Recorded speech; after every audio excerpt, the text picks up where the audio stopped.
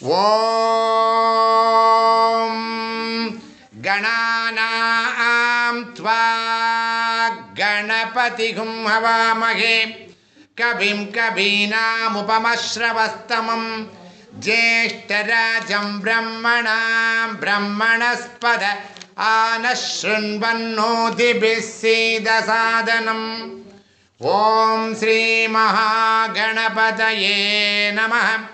ஓம் நிர்விக்னம் குருமே தேவா மம கார்யேஷு சர்வதா.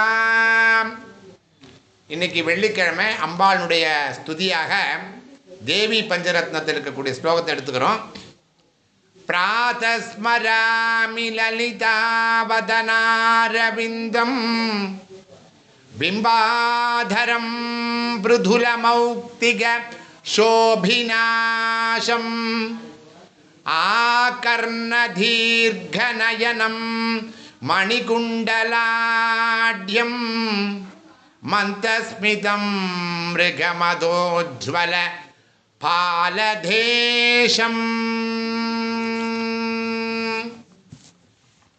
நம்ம போன தரம் 265 266 நம்ம பார்த்துட்டு இருந்தோம். லப்த பாப மனோதூரா லப்தாஹங்கார துர்கமா. இந்த பாப நாசினியா எப்படி இருக்கா, அகங்காரத்தை எப்படி அழிச்சுன்னு இருக்கா அப்படிங்கிறத நாம் சொல்லிட்டு இருந்தோம். அந்த அகங்காரமே இல்லாத அந்த இறையை, அந்த இறைத்தன்மையை நான் செல்வன் தன்னை சேராதே திகைத்து நான் செலுத்தினேனே அப்படின்னு ரொம்ப அருமையாக 6வது திருமுறையில் இருக்கக்கூடிய 88வது ஸ்லோகம். இவ்வளவு நாள் நான் என்னுடைய டைமை வேஸ்ட் பண்ணிட்டேனே, என்ன செய்யுதுன்னு தெரியாமல் திகைச்சுன்னு இருந்தேனேன்னு சொல்லி திகைத்து நான் செலுத்தினேனேன்னு ரொம்ப அருமையாக இருக்கும் அவருடைய திருநாவுக்கரசரோடது. என்ன சொல்கிறார்? மயங்கிட்டேங்கிறார். இந்த சிற்றின்பத்தில் நான் மயங்கி இருந்துட்டேன், அதனால் பொழுத வேறும்னு கழிச்சிட்டேன்னு சொல்லி அவருடைய பிற்காலத்தில் அதை ஃபீல் பண்ணுற மாதிரி அதை அவர் சொல்கிறார். பொதுவாகவே அம்பாள் சிவனுக்கு இப்போ நங்கை நம்பி அப்படிங்கிற பேர் உண்டு. நங்கை என்பது பெண்டிரில் சிறந்தவரை குறிக்கும். பொதுவாக நங்கை அப்படின்னு அம்பாளை தான் நம்ம சொல்கிறோம். அதே மாதிரி நம்பி நிறைய பன்னிரு திருமுறையில் நம்பிங்கிற அந்த உச்சாடனம் வரும். அது ஆடவரில் சிறந்த அது சிவபெருமானை குறிக்கும். என்னென்ன இப்போ நம்ம பார்த்துட்டு இருக்கிறது திரிஷதி. திரிஷதியில் அம்பிகையும் சிவனும் என்றைக்குமே சேர்ந்து இருக்கிற மாதிரி இருக்கிற ஸ்லோகங்கள் தான் ஜாஸ்தி. அவர் என்ன சொல்கிறார்? கருவாய் அன்னையிடம் இருந்த போதே இறை உணர்வை என்னிடமே பொருத்தி பின் திருவடி தீட்சையை தந்த எம்பிரான். இன்னைக்கு நேற்றுக்கு எனக்கு கிடைக்கல, நான் என்னைக்கு அம்மாவுடைய யோனியில் ஒரு சின்ன கருவாக இருந்தேனோ அன்னைக்கே இந்த இறையருள் எனக்கு தந்துட்டார், பின்னால் எனக்கு அந்த திருவடி தீக்கையை கொடுத்தார் அப்படின்னு சொல்லி அதே 6வது திருமுறையில் 89வது பதிகத்தில் சொல்கிறார். கருவுற்ற காலத்தே என்னை ஆண்டு கழற்போது தந்தளித்த இறைவன் அப்படின்னு ரொம்ப அருமையான ஒரு வாக்கியத்தை சொல்கிறார். இந்த இடத்துல திருக்கையிலையில் அவர் யாத்திரை போயின்னு இருக்கார் நம்முடைய திருநாவுக்கரசர் கடைசியாக. அப்போது இறைவர் என்ன பண்ணுறாருன்னா, இவருக்கு கடைசியாக ஒரு பரீட்சை வைக்கணுன்ட்டு ஒரு முனிவர் வடிவத்தில் வரார். வந்துட்டு என்ன கேட்குறார் அவர்கிட்ட. அப்போவே அவருக்கு உடம்பெல்லாம் தளர்ந்தாச்சு, உடம்புல இருக்கக்கூடிய பாகங்களேன்னு ஆல்ரெடி அவருக்கு ஏஜட் பர்சன், நரம்பு நாடு நரம்புகள்லாம் தளர்ந்துருக்கு, உடம்புல சாப்பாடெல்லாம் சரியாக இல்லாமல் ஒரு என்ன சொல்கிறது ஒரு வைராக்கியத்தில் போயின்னு இருக்கார். அப்போ அவர் என்ன கேட்குறார்? இறைவன் கைலை மால் வரையாவது காசினி மருங்கு பயிலும் மானுட பான்மையோர் அடைவதற்கு எளிதோ. அவ்வளோ சீக்கிரம் நீ போயிடுவியாப்பா கைலாயத்துக்கு அப்படின்னு ஒருத்தர் கேட்குறார். எப்படி இருக்கும் பாருங்க, நம்மளே கஷ்டப்பட்டு போயின்னு இருக்கோம், அவ்வளோ சீக்கிரம் போயிட முடியுமா அப்படிங்கிறார். மீளும் அத்தனை உமக்கு இனி கடன் என அயற்பிக்க அப்படின்னு சொல்கிறார். உடனே நாவுக்கரசர் என்ன சொல்கிறார்? அவருடைய வைராக்கியம் நமக்கு வரணுங்கிறதுக்காக தான் இந்த இடத்த சொல்கிறோம். அம்பாளை அடையணும், சிவனை அடையணும்னா வைராக்கியம் இல்லாமல் ஏதோ சும்மா நமக்கு லேசில் கிடைக்கக்கூடிய விஷயம் அல்ல அப்படிங்கிறதுக்காக தான் இந்த அருளாளர்கள்லாம் நமக்கு சொல்கிறார். நாவுக்கரசர் என்ன சொல்கிறார்? ஆளும் நாயகன் கையிலையில் இருக்கை கண்டு அல்லால் மாளும் இப்பொய்யுடல் கொண்டு மீளேன். கைலாயத்தில் இறைவனை பார்க்காம நான் திரும்ப மாட்டேன் என அயராது மறத்துரைத்த செய்தி நமக்கு ஒரு வைராக்கியத்தினுடைய அறிவுரையாக அமையணும் அப்படின்னு. ஏன்னா நம்ம ஒரு சொற்பொழிவு கேட்குறோன்னா சொற்பொழிவு கேட்டோம் நம்ம வீட்டுக்கு போனோம்னு இல்லாமல் அதிலிருந்து நாம் என்னத்தை நம்ம வீட்டுக்கு கொண்டு போகிறோங்கிற லெசன் தான் நமக்கு ரொம்ப முக்கியம். பாவம் அகங்காரத்தெல்லாம் இறைவன் போக்குறாருன்னு சொல்கிறோம். அப்போ அந்த இறைவன்கிட்ட நம்ம எப்படி கேட்கணும் அப்படிங்கிறதையும் அவள் சொல்கிறா. பிரிதொரு பொருள், எந்த பொருளுமே எனக்கு வேண்டாம், நீ மட்டும்தான் வேணும்னு யார் அந்த வைராக்கியத்தோடு இருக்காளோ அவளுக்கு தான் அந்த அகங்காரமற்ற பாபத்தை நீக்கக்கூடிய இறைவி நமக்கு பிரத்யட்சமாக வருவா அப்படின்னு. வேண்டேன் புகழ் வேண்டேன் செல்வன். ஏன்னா இறைவன் நம்மளை எப்படி பரிசோதிப்பார்னா இதெல்லாம் கொடுத்து பார்ப்பார், இதுக்கெல்லாம் மயங்கரானான்னு பார்ப்பார். வேண்டேன் புகழ் வேண்டேன் செல்வம் வேண்டேன் மண்ணும் விண்ணும், உற்றாரை யான் வேண்டேன், ஊர் வேண்டேன், பேர் வேண்டேன், பதவியும் வேண்டாம் பேரும் வேண்டாம், பேர் வேண்டேன், உன் குறை கழல்கே கற்ற ஆவின் மனம் போல் கசிந்துருக வேண்டுவனே, அதுவே வேண்டும் பரிசு, வேண்டும் பரிசு என்று உண்டே நென்னில் அதுவும் உந்தன் விருப்பம் அன்று. எனக்கு எதாவது தரணும்னு நினைச்சேன்னு வச்சுக்கோ, நீயா பார்த்து எனக்கு எதாவது கொடு, நான் இது வேணும் அது வேணும்னு கேட்க மாட்டேன். ஏன்னா நம்ம கேட்டால் அது ரொம்பவும் ஒரு அல்பமாக இருக்கும். நம்ம கேட்குற எல்லாமே அல்பம். என்ன கேட்போம்? பதவி கேட்போம், நம்மளுடைய வீட்டு சௌகரியங்கள் ஏதாவது கேட்போம். இதை யார் சொல்லியிருக்காருன்னா மாணிக்க வாசகர் ரொம்ப அழகாக இந்த இப்போ சொன்னதை கேட்டிருக்கார். ஸோ அதனால தான் அந்த அருளாளர்களால் மேலே ரொம்ப அந்த உச்சத்தை தொட முடிஞ்சது. சரணாகதியாக நம்ம என்ன சொல்லணுமா? அப்பன் நீ அம்மை நீ ஐயனும் நீ துணையா என் நெஞ்சம் துறப்பிப்பாய் நீன்னு 6வது திருமுறையில் 95வது பதிகத்தில் அவர் சொல்கிறார். ரொம்ப அழகாக சொல்கிறார். அம்புலியை பற்ற செல்லும் ஒரு குழவிக்கு, குழவின்னா குழந்தை, என்ன பண்ணுவா? கண்ணாடியில் காட்டி கொடுக்கப்படும் தரப்படும் நிழல் போன்று. இப்போ நம்ம நேரம் அம்புலியை காமிக்க முடியுமா? மேலே இருக்கக்கூடிய சந்திரனை காமிக்க முடியும். என்ன பண்ணுவோம்? ஒரு கண்ணாடியில் பிடிச்சி ஒரு வளையம் மாதிரி ஆக்கி, இதை பார் இதுதான்ப்பா சந்திரன் சொல்லி கீழே காமிச்சு கொடுப்போம் அந்த குழந்தைக்கு. அவனை போற்றுவது என்பது இப்போ நம்ம நாமமாக நம்ம சொல்லின்னு இருக்கோமே, நம்ம இன்னொரு ரொம்ப பெரிய காரியம் பண்ணுறதா நம்ம நினச்சிட்டு இருக்கோம். அது எப்படி இருக்குன்னா, ஒரு சந்திரனை ஒரு கண்ணாடியில் ஒரு வளையமாக காமிச்சு அம்மா குழந்தைக்கு காமிக்கிறாளே, அது மாதிரி இது. ஸோ இன்னும் நம்ம a long way to go அப்படிங்கிறது தான். மேய்க்க சென்ற எருது ஒரு கூட்டத்தில் கண் கெட்ட எருது ஒன்று மேய்ந்த பின், நிறைய எருதுகள் போயின்னு இருக்கு, பசுமாடுகள் போயின்னு இருக்குன்னு வச்சுக்கோங்க. அதில் ஒரு பசுக்கு கண்ணு தெரியாது. எல்லாம் கூட்டத்தோட்ட கூடமாக மேய்ந்த பின் மற்றைய எருதுகள் போல் வீடு திரும்பாமல், ஏன்னா இதுக்கு கண்ணு தெரியாது, மற்றதெல்லாம் போயிடுத்து, வீடு திரும்பாமல் காட்டிலேயே இங்கும் அங்கும் அலைந்து அலமறுதல் அப்படின்னு ஒரு வாக்கியத்தை போடுவாருங்க. அலமறுதல்னா திண்டாடி என்ன பண்ணுறதுன்னு தெரியாமல் இருக்கிறது பேர் அலமறுதல்னு பேர். அலைந்து கொண்டு இருப்பது போலத்தான் நம்முடைய நிலை இருக்குது.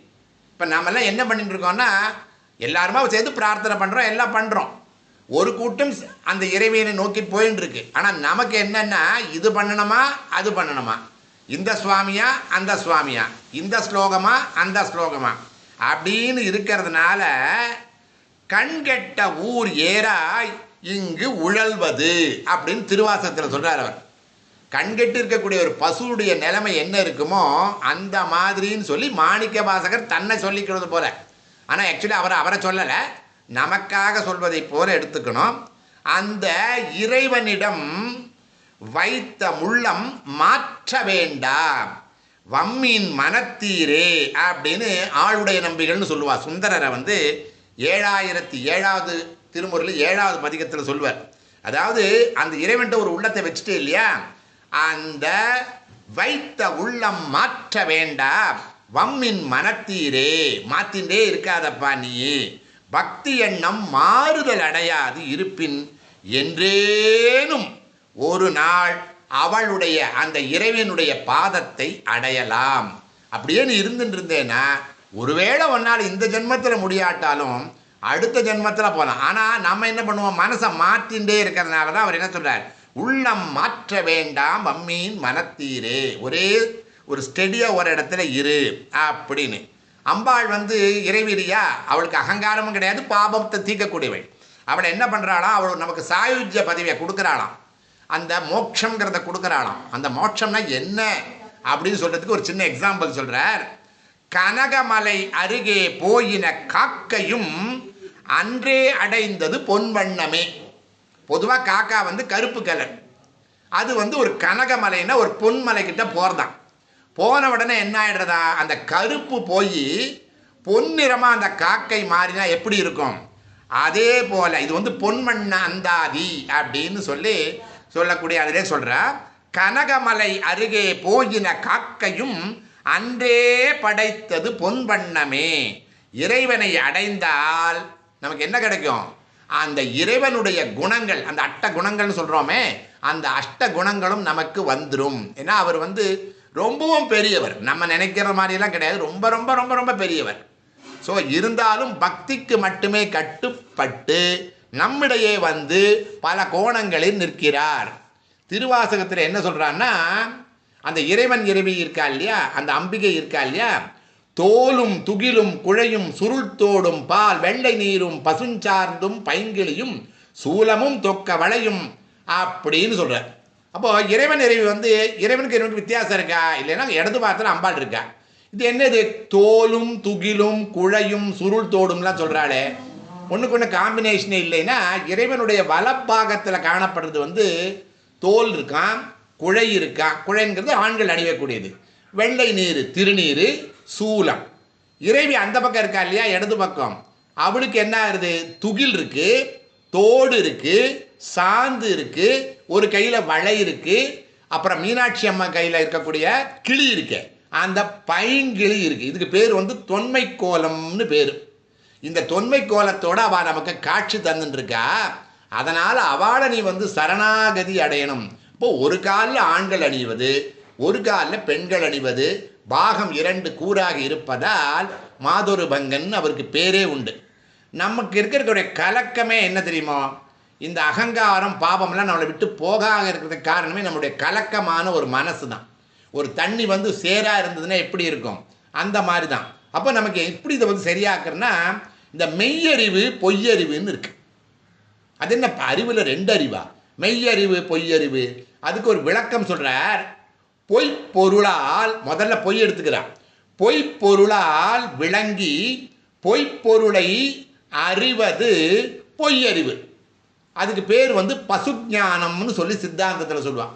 பசு பதின்னு சொல்லுவா இல்லையா, அந்த பசு ஞானத்தில் என்னென்னா, பொய்ப்பொருளாலேயே பொய்ப்பொருளை அறிஞ்சு அது பொய்ன்னு முதல்ல புரிஞ்சுக்கணுமா.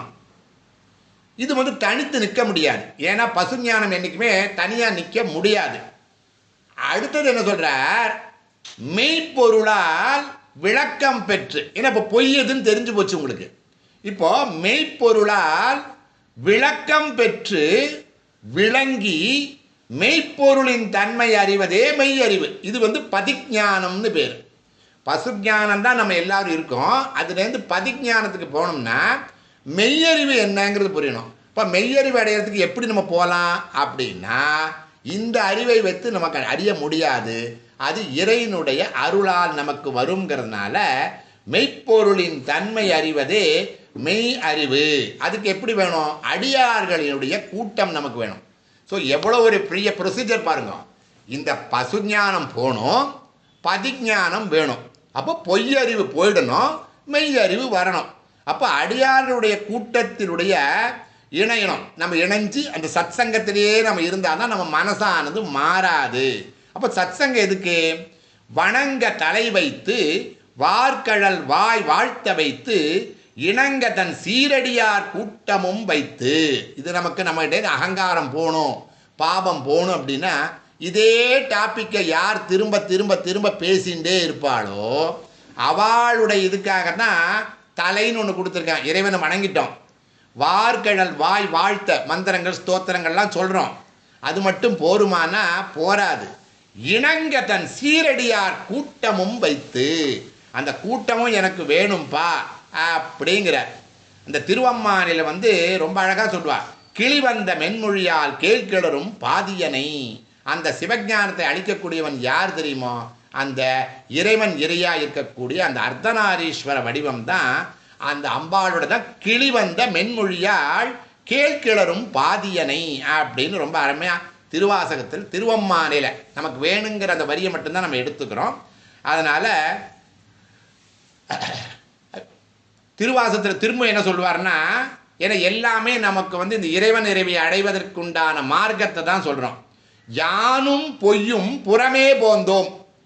நானும் பொய்யுங்கிறத நான் அவரே சொல்லிப்பார், நான் பொய்யன், நானும் பொய்யுமா எப்படி இருக்கோம்னா புறமே போந்தோம் அப்படின்னு சொல்கிறார். ஏன்னா நமக்கு இறைவன் எப்போ நமக்கு உண்டான வாய்ப்பை கொடுக்குறாருன்னு நமக்கு தெரியாது.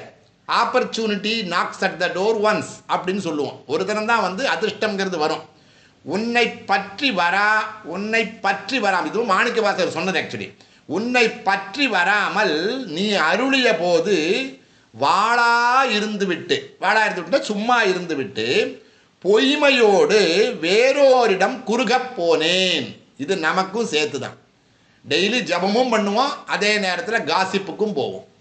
ஸோ காசிப் இருக்கிற வரைக்கும் இந்த ஒரு உண்மைத்தன்மை நம்மிடம் ஒரு நிலையாக இருக்க முடியாது என்றார்.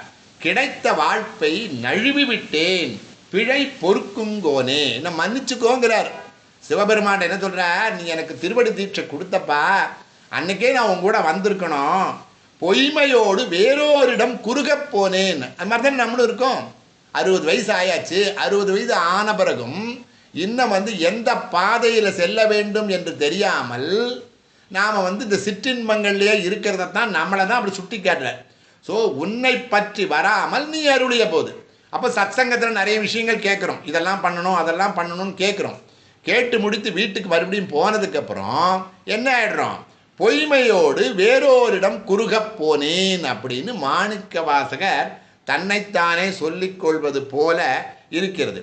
இன்னும் ஒரு பங்கு போய் மேலே என்ன சொல்கிறா அப்படின்னா, இது ஜீவர்களுடைய நிலைமை இருக்கே, நம்மளுடைய நிலைமை ரொம்ப மோசமான நிலைமை. எப்படி இருக்குன்னா, எறும்பிடை நாங்கூழ் என புலனால் அரிப்புண்டு. ஒரு எறும்பு இருக்கு, அந்த எறும்பு நடுவில் ஒரு சின்ன கூழ் மாதிரினா ஒரு சின்ன ஒரு புழுவனுடைய முதல் ஸ்டேஜ் இருக்கு, நாங்கூழ் என.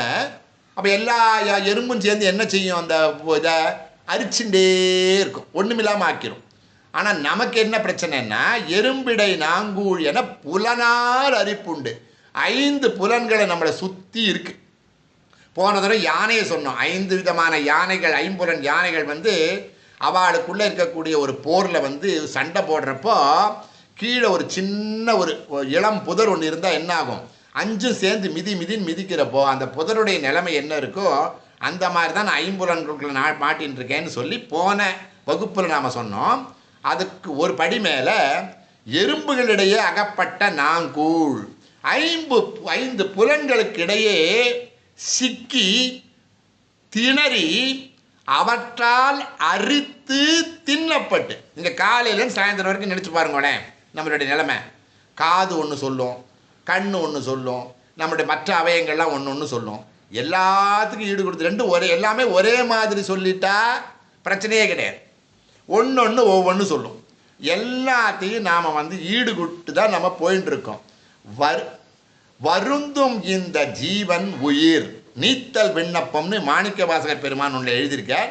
அந்த பாடல் 25ல் இது சொல்கிறார். எனக்கு இது ரொம்ப பிடிச்ச வரி இது. எறும்பிடை நாங்கூழ் என புலனால் அரிப்புண்டு. அப்போது இதை இன்னுமே நான் செய்ய முடியல, இதுக்கு என்ன பண்ணணும், நீ தான் என்னை உதவி செய்யணும். பேதை ஒருபால் திருமேனி ஒன்றல்லன் அப்படின்னு திருவம்பாவில் சொல்வார். அதாவது இடப்பக்கத்தில் பெண்ணுருவாக இருக்கக்கூடிய அந்த சிவபெருமானே, அம்பிகையே, அர்த்தநாரீஸ்வர வடிவமே, எனக்கு இதுலேருந்து ஒரு விமோசனத்தை கொடுப்பா அப்படின்னு. ஏன்னா அம்பாளை நம்ம என்ன சொல்கிறோம், நம் பிராட்டிங்கிறோம். பொதுவாக சொல்கிறப்ப என்ன சொல்லுவோம், நம் பிராட்டியும். ஆனால் நமக்குன்னு சொல்கிறப்ப என்ன பண்ணுவோம், என் பிராட்டி எம்பிராட்டின்னு சொல்லுவோம். ஸோ அந்த நம்பிராட்டியாக இருக்கக்கூடியவள் எம்பிராட்டியாக இருக்கக்கூடிய அந்த அதே மாதிரி தான் நம்பிரான் எம்பிரான். நம்பிரான்னா எல்லாருக்கும் ஒரு கூட பிரான், எம்பிரான்னா அந்த பொசசிவ்னஸ் வந்துடுவாங்க. என்னுடைய பிரான் என்னோட அப்படின்னு அந்த பிரான்கிட்ட தான் நாம் வைராக்கியத்தை கேட்கணும். எனக்கு இந்த வைராக்கியம் அப்போ தான் இந்த அகங்காரம் நம்மகிட்டேருந்து போகும். வெறும் நம்ம ஸ்லோகம் சர்வ பாப மனோகராய நமக சர்வாகங்கார துர்கமாயே நமகான்னு சொல்கிறதுல பிரயோஜனமே கிடையாது. ஸோ அதற்கு உண்டான பக்குவம் எப்படி வரணும்னா அதற்கு உண்டான இப்போ சொன்னோம் இல்லையா, கைலாயத்துக்கு போழும் பொழுது திருநாவுக்கரசருக்கு இருந்த அந்த வைராக்கியத்தை பற்றி நம்ம சொன்னோம் இல்லையா, அதே மாதிரி வைராக்கியம் நமக்கும் வர வேண்டும். ஸ்லோவாக ப்ராசஸ் ஸ்லோவாக இருந்தாலும் பரவாயில்லை, அந்த ப்ரொசீஜரில் நாம் ஜெயிக்கணும். இந்த பிறவியில் ஜெயிக்கிறதுக்கு உண்டான ஒரு முயற்சியை நாம் பண்ணணும் அப்படிங்கிறதான்.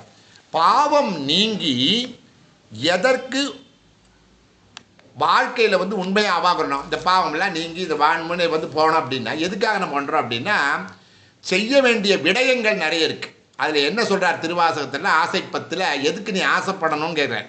நம்ம படுற ஆசையை அவர் சொல்லலை. அஞ்ஞான இருளை துறந்திட்டு இங்கே வா என்று அங்கே கூவும் அருளை பெறுவான் ஆசைப்பட்டேன். அப்படி ஒருத்தர் கூப்பிட்டு இருக்கார். அவர் அடிக்கடி சொல்லுவார் மாணிக்க வாசகர், கூவி கூவின்னு ஒரு வார்த்தையை போடுவார். கூவின்னா என்ன, அங்கே இறைவன் நம்மளை கூப்பிட்டு இருக்காராம், இங்கே வாப்பா இங்கே வா. இப்போ நம்ம மார்க்கெட்லாம் போனால் ஒவ்வொரு கடையிலையும் கூப்பிடுவோம் தெரியுமா, இங்கே வாங்கோ இங்கே வாங்கோன்னு சொல்லி கூப்பிடுவாங்க தெரியுமா, அந்த மாதிரி கூவுறாராம். நமக்கு அது காதில் கேட்க மாட்டேங்குது, அந்த கூவுறது நம்ம கேட்க. அதனால தான் அஞ்ஞான இருளை துறந்துட்டு இங்கே வா என்று அங்கே கூவும் அருளை பெறுவான் ஆசைப்பட்டேன் கண்டாய் அம்மானே அப்படின்னு ரொம்ப அருமையாக இருக்கும். இதுக்கு நடுவில் ஒரு சின்ன ஒரு கதை மாதிரி சொல்லணும் அப்படின்னா, சடையில் புனல் வைத்த சதுரர் அல்லரே அப்படின்னு. ஒரு அம்பாளுக்கு புனல்னா நமக்கு தெரியும், சடைன்னு தெரியும். உடம்புங்கிறது தேவி நான் பார்வதி இருக்கா. ஸோ ஒரே சிவபெருமான்கிட்ட தலையில் ஒரு கங்கை இருக்குது, உடம்பில் ஒரு அம்பிகை இருக்கா. அன்னை உமையின் நாதனான சிவனார் சடையில் கங்கையை ஒரு துளியாக்கி வைத்துள்ளார். கங்கைங்கிறது பெரிய ஒரு பிரபாகம் எடுக்கக்கூடிய நதியை ஒரு திவலை போல, திவலைங்கிற வார்த்தை தான் கரெக்டு, திவலை ஒரு துளியாக அந்த சடைக்குள்ளே வச்சுட்டு இருக்காராம். சரி, அதன் தாற்பயம் என்ன சொல்கிறா அப்படின்னா, சீவக சிந்தாமணி, இது சீவக சிந்தாமணியில் சொல்லக்கூடியது, நீரானது கங்கை ஆறு உச்சியிலிருந்து மேலேருந்து கீழே வழிந்து ஒரு வழி என்றில்லாமல் எப்படி போகும் கங்கை, எங்கெங்கெல்லாம் நமக்கு வழி இருக்கோ அங்கெல்லாம் நில்லாமல் பறந்து தன் வழி செல்லும். அப்படி தானே போகும். ஒரு ஆறு அப்படின்னா அப்படி தான் போகும். நிலத்துக்கு ஏற்ற இயல்பினையும் சுவையையும் கொள்ளும். அது எங்கெல்லாம் வழியாக போய் இப்போ உங்களுக்கு மேலே அலக்நந்தா அந்த இதுலேருந்து வரதுன்னு வச்சுக்கோங்க, பாகீரதியாக புறப்பட்டு அப்படியே அந்த வடக்கு வழியாக வரும்போது கங்கையாக மாறி ஒவ்வொரு இடத்துக்குலாம் போகும்போது அந்தந்த இடத்துல இருக்கக்கூடிய அந்த நிலப்பரப்புக்கு ஏற்ற மாதிரி தன்னை மாற்றிக்கொள்ளும். அதனை திவலையாக அடைத்து விட்டவர் எம்பெருமான், என்னுடைய சிவபெருமான், அதாவது அம்பாளும் சேர்ந்து அந்த அர்த்தநாரீஸ்வரர் வச்சுருக்கேன். இப்போ ஏன் இதை சொல்ல வரோம் அப்படின்னா, அதுபோல நம் பழக்க தோஷத்தால் கீழ்மையை நோக்கி நாம் பல்லாயிர எண்ணங்களாக நினைவாக பரவி ஒரு நாளைக்கு கோடி கோடி எண்ணம் கட்டுக்கடங்காமல் ஓடும் என் மனத்தை, அந்த கங்கை மாறி மாறி ஓடக்கூடிய என் மனத்தை அணு அளவிற்கு ஒரு திவலையாக வச்சுருக்காருன்னு சொன்னோம் இல்லையா, அணு அளவிற்கு அடக்கி ஓர் நிலைப்படுத்தி அவள் திருவடியை நினைக்க வைத்த சதுரர். சதுரர்னா கெட்டிக்காரர்னு அர்த்தம், இன்டெலிஜென்ட்னு அர்த்தம். ஸோ இந்த கங்கையை ஒரு திவலையாக வச்சுட்டு சடையில் வச்சுட்டு இருக்க, அது ஓகே. இதுக்கு நம்மளுடைய மனதில் இருக்கக்கூடிய கோடி கோடி எண்ணங்கள் இருக்கக்கூடிய ஒரு கட்டுக்கடங்காமல் இருக்கக்கூடிய இதை ஒழுங்குபடுத்தி அதை ஒருநிலைப்படுத்தி அதை அம்பிகையினுடைய பாதத்தை நோக்கி திருப்பி அவளுடைய சாயுஜ்ய பதவியை அடைய வைக்க வேண்டியது அவளுடைய பொறுப்பாக வச்சுட்டு இருக்கலாம். நம்ம பொறுப்பாக கொடுக்கல, அவளுடைய பொறுப்பாக தான் அவள் வச்சுட்டு இருக்கலாம். திறமையானவள் என்று கூறும் பொழுது அது வியப்பிற்குரியதல்லவா அப்படின்னு கேட்குறார். ரொம்ப அழகாக இது 3வது திருமுறையில் 15வது பதிகத்தில் இருக்கக்கூடிய 2வது பாட்டு. நீங்கள் வெரிஃபை பண்ணி பார்த்துக்கோங்க. சடையிடை புனல் வைத்த சதுரர் அல்லரே அப்படின்னு ஒரு கேள்வி கேட்பார். அதுக்கு நடுவில் இவ்வளோ பெரிய ஒரு நம்முடைய மன சம்பந்தப்பட்டதை உள்ள நமக்கு காமிக்கிற மாதிரி தான் அதை வச்சுருக்கார் அப்படிங்கிறத இந்த இடத்துல நாம் அதை புரிஞ்சுக்கிறோம். பாவவினை நீங்கள் நம்ம நாமம் சர்வ பாப மனோதூர இல்லையா? அப்போது கழுங்குன்ற பதிகம்னு ஒரு பதிகம், திருக்கழுகுன்றம். அதில் திருவாசத்தில் என்ன சொல்கிறாருன்னா, தேவி அருள் வீணை தீர்க்கும் மருந்து. இந்த இறை அப்படிப்பட்டது. ஸோ வினையாமல் உனக்கிலாதோர் வித்து, அதாவது உனக்கிலாதோர் வித்து மேல் விளையாமல் என் வினை ஒத்த பின். இது ஒரு அருமையான ஒரு ஸ்டேட்மெண்ட்டு. கொஞ்சம் நல்ல கவனமாக கேட்க வேண்டிய விஷயம். நமக்கு கர்மங்களில் சஞ்சித கர்மம், பிராரப்த கர்மம், ஆகாமிய கர்மம்னு சொல்லியிருப்போம் இல்லையா? ஸோ இதை சித்தாந்தத்தில் சொல்லும்போது முன்வினை பின்வினைன்னு சொல்லுவாங்க, பழம்வினைன்னு சொல்லுவாள். இப்போது முன்னால் செய்யக்கூடிய வினை முன்வினை. அது காய்ந்த விதை மாதிரியா. அப்போ அந்த காய்ந்த விதை மறுபடியும் முளைக்காமல் இருக்கணும்னு வச்சுக்கோங்க. பக்குவமாக இருக்குது, எப்போ வேணாலும் விளைக்கும். வறுத்துடணும். அதை போட்டு என்ன பண்ணணும், ஒரு வானிலையில் போட்டு வறுத்துட்டா அந்த காய்ந்த விதை வறுக்கும் பொழுது அதனுடைய முளைக்கும் சக்தி அதில் போயிடும். அதாவது வினைகள் கூடாதுன்னு அர்த்தம். ஸோ சஞ்சித கர்மம் மேலும் மேலும் நம்முடைய பழைய வினைகள் மேலே விளையாமல் இருக்கணும், பரவாமல் இருக்க, அதிகரிக்காமல் இருக்க அதை வறுத்துடணும். சரி, போட்டோம். பின்வினைன்னு சொல்கிறேன். பின்வினைனா என்னது? இந்த ஆகாமியம்னு சொல்கிறோம் இல்லையா? ஏதாவது இப்போ இருக்கக்கூடிய இந்த வாழ்க்கையில் தினம் நம்ம கர்மாக்கள் செய்து கொண்டே இருக்கோம். அந்த கர்மாக்கள் மூலமாக இன்னும் வினை நமக்கு கூடிக்கிட்டே போகும். அதை நம்ம என்ன பண்ணணும் அப்படின்னா, அது உலர்த்தப்படாத விதையம். அதாவது முதல்ல இருந்தது உலர்ந்த விதை, உடனே விளையக்கூடியது. இப்போ உலர்த்தப்படாத விலை நம்மகிட்ட இருக்குது. இப்போது இதுவும் மறுபடியும் அதிகரிக்கிறதுக்கு வாய்ப்பு இருக்குது. அப்போ என்ன பண்ணணும்னா, வெயிலில் வைக்காமல் நிழலில் வச்சு ஈரப்பதம் உலராமல், அதில் இருக்கக்கூடிய அந்த ஈரப்பதம் காஞ்சி அது அப்படியே இதாகிடுதுன்னா மறுபடியும் முளைக்கிற சக்தி வந்துடும். அந்த ஈரப்பதம் உலராமல் நிழல்லே போட்டு வச்சுருந்தோம்னா என்ன ஆகுன்னா, கெட்டு போயிடும். நம்ம பார்த்துருக்கோம் இல்லையா? விதை கெட்டு போயிடும் இல்லையா, அழுகிடும். ஸோ நம்மளுடைய வினை, இந்த ஆகாமிய வினையும் கெட்டு போவதற்கு ஈரம் புலர உலர்த்தியாய் முளைக்கும் பக்குவம் வரும். ஈரத்தை உலர்த்திட்டோன்னு வச்சுக்கோங்க, அந்த முளைக்கக்கூடிய சக்தி வந்துடும். அது வராமல் இருக்கிறதுக்காக நிழலில் போட்டு அதை அப்படியே 4 நாள் அப்படியே வச்சுருந்தோம்னா என்ன ஆகும்னா, அது அப்படியே போயிடும், முளைக்க முடியாது, கெட்டு போய்விடும் அப்படின்னு ரொம்ப அழகாக சொல்கிறார். ஸோ ஒன்று உலர்த்திய விதை போலது, அதை வறுத்துடணும். இன்னொன்று ஈரப்பதம் இருக்கக்கூடிய விதை, அதை உலராமல் அப்படியே நிழலில் போட்டு ஒரு பக்குவத்தில் அதை கெட்டு போகிற மாதிரி பண்ணிட்டா என்ன ஆகுமா, முன்னை வினையின் முடிச்சை அவிழ்ப்பர் பின்னை வினையை பிடித்து பிசைவர் சென்னியில் வைத்த அந்த இறை அருளாலே, சிவன் அருளாலே. ஸோ 2 கர்மமும் போயிடுதுன்னு வச்சுக்கோங்க. நாம் அனுபவிக்கக்கூடிய இந்த வினை ஆட்டோமேட்டிக்காக நம்ம அனுபவிச்சே நம்ம தீர்த்தரலாம். அதில் ஒன்றும் பெரிய, ஏன்னா கொண்டு வந்து தானே இருக்கணும், வேறு ஒன்றும் பண்ண முடியாது. ஸோ ஆகாமியமும் போச்சு, சஞ்சிதமும் போச்சு. பிராரப்தமாக இருக்கக்கூடிய நாம் கொண்டு வந்திருக்கக்கூடிய இந்த வினையும் நம்முடைய இந்த வாழ்க்கை பயணத்திலேயே முடிந்துவிடும். ஸோ இதையே நல்வழியில் என்ன சொல்லியிருக்கான்னா, ரொம்ப அழகான சொல்லியிருக்கான். உண்பது நாழி உடுப்பது 4 முழம் 80 கோடி நினைந்து எண்ணுவன. எது ரொம்ப ஜாஸ்தியாக இருக்குன்னா, சாப்பிட்றது என்னவோ ஒரு நாழி தான், நம்ம போட்டுக்கிறது என்னவோ ஒரு 4 முழத்தில் இருக்கக்கூடிய ஏதோ ஒரு ட்ரெஸ் தான் போட்டுக்கிறோம். ஆனால் காலையில் எழுந்தவுடன் இரவு தூங்கும் வரைக்கும் 80 கோடி நினைந்து எண்ணுவன. அதைத்தான் இங்கே சொன்னது. அந்த 5 புலன்களும் சேர்ந்து ஒரு புழுவை போட்டு அரிக்கிறதுன்னு சொன்னோமே, அந்த 80 கோடி நினைந்து எண்ணுவன. அதனால தான் பாபஹந்திரியை நமகான்னு அம்பாளுக்கு ஒரு பேரே இருக்குது. பாவநாசா திருமுறையில் சொல்லுவா பாவநாசா. அப்போ பாவம்னா என்னன்னு சொல்கிறான்னா அந்த இறை உணர்வு இல்லாமல் செய்யக்கூடிய எல்லா செயல்களுமே பாவமாக தான் முடியுமா. எந்தெந்த வினையை நம்ம இறை உணர்வோடு நாம் செய்கிறோமோ அதுக்கு பாவமாக இருக்குது. அதனால தான் பாவநாசா பாபநாசம்னு சொல்லுவோம் நம்ம. அது பாவநாசா. இறைவன் எண்ணமே இல்லாமல் துளி கூட இல்லாமல் இந்த பொருளீட்டணும், இந்த ஏதாவது நம்ம பண்ணி நம்ம பெரிய ஆளாக மாறணும்னு நினைச்சு அதற்காக செய்யக்கூடிய வினைகளில் தான் பொய் பாபங்கள் எல்லாம் வரும். அந்த கர்மாக்கள் அனைத்துமே பாவ வினை. ரொம்ப அழகான.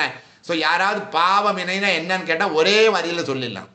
இறை உணர்வு செய்யாமல் செய்யக்கூடிய எல்லா வினைகளுமே பாவம்தான், பாபம். அந்த பாப நாசினி, பாப ஹந்திரி. ஹந்திரினா அப்படியே ஒழிக்கிறதுன்னு பேர். ஸோ இந்த திருவாசகத்தில் யாத்திரை பத்தில் ஒன்று அழகாக சொல்லுவார் அவர். இப்போ நாம் போகலான்னு நினைக்கிறோமே, நம்மளை போக விடாமல் இந்த நண்டு மாதிரி எல்லாரும் பிடிச்சி பிடிச்சி இழுக்கிறாளே. நீங்கள் பார்த்தா ஒரு 3 நண்டை ஒரு ஒரு ஒரு பாத்திரத்தில் வச்சிட்டோம்னா ஒரு நண்டு மேலே ஏறும், பாக்கி இருக்கிற 2 நண்டு அதை பிடிச்சி இழுக்கும், கீழே பிடிச்சி இழுக்கும். ஸோ இந்த 3 நண்டுமே மேலே போகாது, கடைசி வரைக்கும் அப்படியே உள்ளே தான் இருந்திருக்கு, ஏறும் இறங்கும் ஏறி இறங்கும். அதுக்கு சொல்லுவார், நிற்பார் நிற்க நில்லா உலகில், இந்த நிலையற்ற உலகில் நில்லோம் இனி நாம் செல்வோமே, பிற்பால் நின்று பேழ்கணித்தால் பெருதற்கரியன் அவன்தானே. ரொம்ப அழகானது. இப்போ அவங்க வருவாங்க இவங்க வருவான்னு டோன்ட் வெயிட். நிற்பார் நிற்க நில்லா உலகில். அவங்க வெயிட் பண்ணிட்டு இருக்கணும். பஸ்ஸுக்கு வெயிட் பண்ணுற மாதிரி தான். ஒரு பஸ் வருது, நாம் ஏறணுமா வேணாமா, நம்ம கூட வருவாள், நீங்களும் ஏறுங்கோங்கிறோம், அவளால் ஏற முடியல, நாமளும் போகாமல் அவளும் போகாமல் நாம் ஏறி அந்த பஸ்ஸில் போனோம்னா அட்லீஸ்ட் நாமளாவது அந்த இடத்துக்கு போய் சேருவோம் இல்லையா. அந்த மாதிரி நிற்பார் நிற்க நில்லா உலகில் நில்லோ இனி நாம் செல்வோமே, பிற்பால். ஏன்னா பிற்பால் நின்று பேழ்கணித்தார். ஐயோ எனக்கு அம்பாளுடைய அருள் கிடைக்கலையே, அந்த இறைவனுடைய அருள் கிடைக்கலையேன்னு பேழ்கணித்தால் பெருதற்கரியன் அவன்தானே. அவன் சும்மாலாம் நம்ம அடைஞ்சிட முடியாதுப்பா. நான் முதலே சொன்ன மாதிரி தான், opportunity knocks at the door ஒன்ஸுங்கிற மாதிரி இறைவன் நம்மளுடைய மனதில் தூண்டி இன்னைக்கு இதை செய்ய இப்படி பண்ணுங்கிறப்ப அதை பிடிச்சுண்டு வேற யாருக்காகவும் நீ இதுக்காக வெயிட் பண்ணாத, நீ பாட்டுக்கு போய்கிட்டே. அதான் ரொம்ப அழகான வார்த்தை இது. நாம் மனதில் நிற்க வேண்டிய ஆற்று. நிற்பார் நிற்க இல்லை. இப்போ நீங்களே பாருங்கள், கோயிலுக்கு போகலான்னு நினைப்போம், பக்கத்து வீட்டில் கூப்பிடுவோம், அவளை கூப்பிடுவோம் இவாளை கூப்பிடுவோம், வரோம்பா. கடைசியில் 1 மணி நேரம் ஆகும், யாருமே போக மாட்டாங்க அந்த கோயில். சரி இன்றைக்கி போக வேண்டாம் கோவிலுக்கு, நாளைக்கு போவோம் அப்படின்னு நம்மளுடைய ப்ரோக்ராமை நம்ம மாற்றி வைக்கிறது கூட நிறைய இடங்களில் உண்டு. ஸோ போகணுமா, கிளம்பி போய்கிட்டே இருக்கணுங்கிற மாதிரி தான் இது. நிற்பார் நிற்க நில்லா உலகில் நில்லோம் இனி நாம் செல்வோமே, பிற்பால் நின்று பேழ்கணித்தால் பெருதற்கரியன் அவன்தானேன்னு ரொம்ப அழகாக இருக்கும்.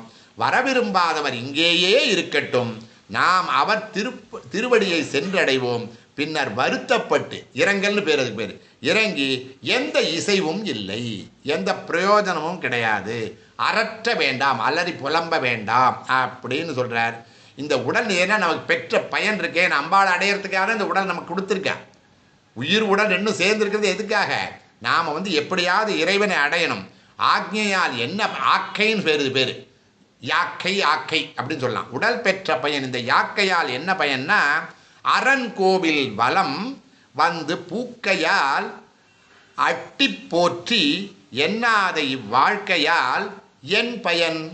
இந்த ஆக்கை வாழ்க்கை ரெண்டையும் நீங்கள் போட்டுக்கலாம். இந்த வாழ்க்கையால்னு போட்டுக்கலாம், இந்த யாக்கையால்னு போட்டுக்கலாம். இன்னும் இந்த யாக்கை இருப்பதனால தான் இந்த வாழ்க்கையே இருக்குது இல்லையா. இந்த உடல் இல்லைன்னு வச்சுக்கோங்க, இந்த உயிரை வச்சு நம்ம ஒன்றுமே பண்ண போகிறதில்லை. அதனால் ஆக்கையால் பயன் என் அரண் கோவில் வலம் பூக்கையால் அட்டி போற்றி எண்ணாத இந்த ஆக்கையால் பயனென், என்ன பிரயோஜனம் சொல்லி 4வது திருமுறையில் 9வது பதிகத்தில் ரொம்ப அழகாக சொல்லக்கூடிய இந்த வார்த்தை. அதை நாம் மனசில் நம்ம வாங்கிக்கிறோம். ஒவ்வொரு நாளும் காலையில் எழுந்தவுடனே இந்த உடம்பால் என்ன பிரயோஜனம், இந்த உடம்பால் என்ன பிரயோஜனம், இதுக்கு இதுதானே பிரயோஜனம் சொல்லி நம்ம நினச்சி பண்ணும் பொழுது நம்முடைய ரிஃபைன்மெண்ட்டு கொஞ்சம் கூட முன்னேற்றம், ஆன்மீக முன்னேற்றம் நம்முடைய வருவதற்கு வாய்ப்புகள் அதிகம். இந்த சித்தியார் சுபக்கம்னு சித்தியாருடைய ஒரு இதில் என்ன சொல்லுவான்னா, மானுட பிறவி தானும் வகுத்தது மனம் வாக்கு காயம் ஆணிடத்து ஐந்தும் ஆடு அரண் பணிக்காக அன்றோ. அதுக்காக தானேப்பா இந்த நம்ம பண்ணியிருக்கோம். இந்த உடம்புன்னு வந்துருக்கு எதுக்காக இருக்குது இல்லையா? திருநாவுக்கரசரே பாடுவார், இந்த வாயால் என்ன பிரயோஜனம், இந்த மூக்கால் என்ன பிரயோஜனம், இந்த கையால் என்ன பிரயோஜனம்னு சொல்லி ஒரு அருமையான ஒரு திருமுறையிலையும் அதுலேயும் அவர் சொல்லுவார். திரும்ப திரும்ப திரும்ப நம்ம அதை வந்து யோசிச்சுட்டே இருக்கணும். ஸோ இதுக்கு அடுத்த ஸ்லோகமாக நம்ம போகிறோம். லப்த சக்தியை நமக, 267 இருக்கக்கூடிய லப்த சக்தியை நமக. அடுத்தது லப்த தேகாயை நமக. லப்தம் அப்படின்னா கிடைக்கிறது, அடையிறது அப்படின்னு அர்த்தம். எல்லாமே வந்து தெய்வீக காரியங்கள் தான். இந்த திருசதி பூராமே இறைவன் இறைவியை சேர்த்து சேர்த்து தான் போகும். லப்த சக்தியை நமகனா சகல சித்தியையும் அடைந்தவள். அவள் எல்லா சித்தியும் அடைஞ்சிட்டா எல்லா சித்தியும் நமக்கும் தருவா. ரெண்டு அர்த்தம் இருக்குதுங்க. லப்த சக்தியை நமனா அவள்கிட்ட எல்லா சக்தியும் இருக்கு, நமக்கு எல்லா சக்தியும் கொடுப்பான்னு அர்த்தம். லப்த தேகாயை நமகான என்ன, அவளுக்கு தனக்கு வேண்டியது போல இச்சையால் சரீரம் அமைத்தவள். நமக்கு வேணுங்கிற உடம்பை நம்மளால் வாங்கிக்க முடியுமா? நமக்கு என்ன தேகம் அமைஞ்சிருக்கோ அதுதான், வேற தேகம் நமக்கு கிடைக்காது. ஆனால் அவளுக்கு அப்படி கிடையாதான். லப்த தேகாயை நமகான்னா தனக்கு வேண்டியது போல தன் இச்சைப்படி சரீரம் தனக்கு அமைக்க முடியும். அதுக்கு ஒப்புமை என்ன சொல்றான்னா, நிஜ லீலாங்கி கிருத லலித வபுஷம். இது பூஜா கல்பம் அப்படிங்கிற ஒரு கிரந்தத்தில் சொல்லியிருக்கு. நிஜ லீலாங்கி கிருத லலித வபுஷம் அப்படின்னு ரொம்ப அருமையாக சொல்லக்கூடிய ஒரு விஷயந்தான் இது. இதுக்கு பாஷ்யத்தை நம்ம பார்ப்போம்.